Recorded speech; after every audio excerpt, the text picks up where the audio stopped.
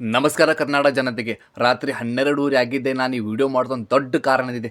ನಿಮ್ಮಮ್ಮನ ಮೇಲೆ ನಿಮ್ಮ ಒಂದು ಸ್ವಲ್ಪ ಇದ್ದರೂ ಪ್ರೀತಿ ಇದ್ದರೆ ಈ ವಿಡಿಯೋ ತಪ್ಪದೆ ನೋಡಿ, ಸ್ಕ್ರಾಲ್ ಮಾಡಬೇಡಿ.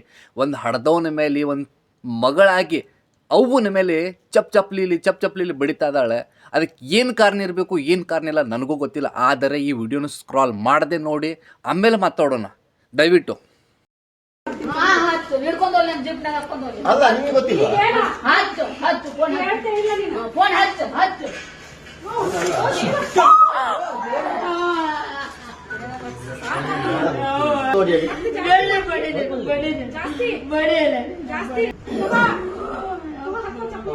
ಬೇಕಿತ್ತಲ್ಲ ಮತ್ತೆ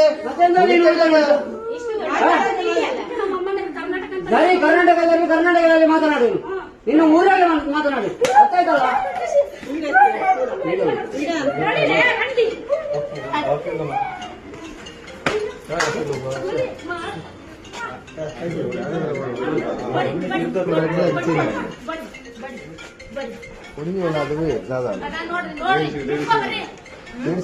ನೀವು ಆಚೆ ಹೋಗ್ರಿ.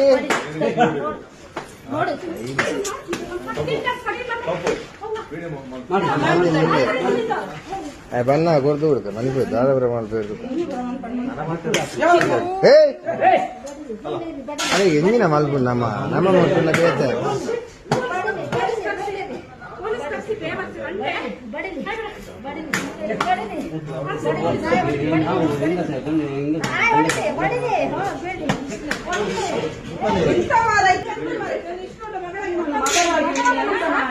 ಗೆಳೆಯರೆ, ಈ ವಿಡಿಯೋನ ನೀವು ನೋಡಿದ್ರ, ಒಂದು ಅವನ ಮೇಲೆ ಒಂದು ಮಗಳು ಎಷ್ಟು ದೌರ್ಜನ್ಯ ಮಾಡ್ತಾ ಇದ್ದಾಳೆ, ಎಷ್ಟು ಚಪ್ಪಲಿಲಿ ಬಿಡ್ತಾ ಇದ್ದಾಳೆ, ಹೆಂಗೆ ಬೇಯ್ದು ಬೈತಾ ಇದ್ದಾಳೆ.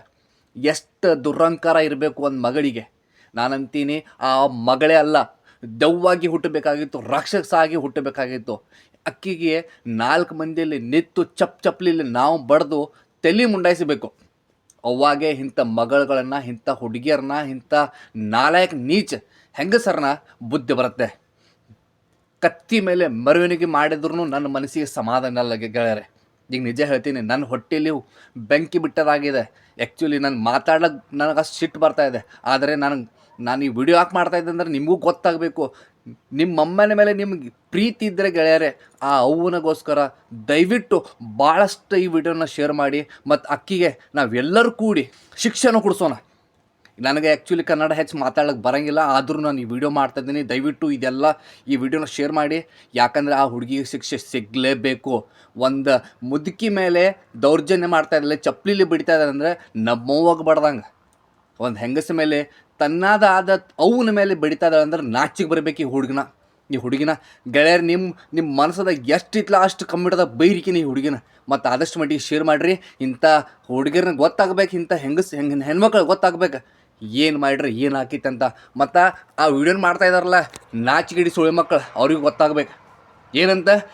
ನೋಡ್ತಾ ಇದ್ದಾರೆ ಪುಂಡಾಡಿ ಸುಳಿ ಮಕ್ಕಳು. ನನಗೆ ಬೈಬಾರ್ದು, ಆದ್ರೂ ಬೈತಾ ಇದ್ದೀನಿ. ಯಾಕಂದ್ರೆ ಹೊಟ್ಯಾಗ ಒಂದು ಬೆಂಕಿ ಬಿಟ್ಟಿತ್ಲ.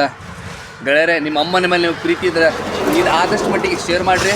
ಮತ್ತು ಎಲ್ಲರಿಗೂ ಒಂದು ಸ್ವಲ್ಪ ಕಮೆಂಟ್ ಏನು ಮಾಡ್ತೀರಿ ಮಾಡಿರಿ. ಜೈ ಹಿಂದ್.